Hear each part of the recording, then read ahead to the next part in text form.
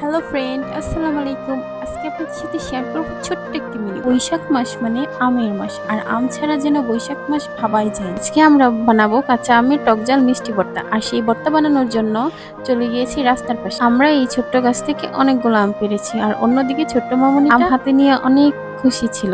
জমিনের পাশে এরকম নিরিবিলি পরিবেশে নিজেকে যেন হারিয়ে ফেলেছিলাম। সবাই অনেক খুশি ছিল, আর এইদিকে আমাদের আম পাড়া শেষ। আমরা এখন আমগুলোকে একসাথে জড়ো, যেহেতু ধান জমিনের সাথে আম গাছ ছিল, এই জন্য অনেকগুলো আম ধান জমিতে পড়ে জমি থেকে আমার বিয়ান খুব যত্ন সহকারে আমগুলোকে তুলে রাখছে। আমগুলোকে একসাথে জড়ো করার পর কত সুন্দর লাগছে। টাটকা ফরমালিন ছাড়া আম দেখতে কতই না সুন্দর লাগছে। এইদিকে আপু আমগুলোর খোসা ছাড়াচ্ছে ভর্তা বানানোর জন্য।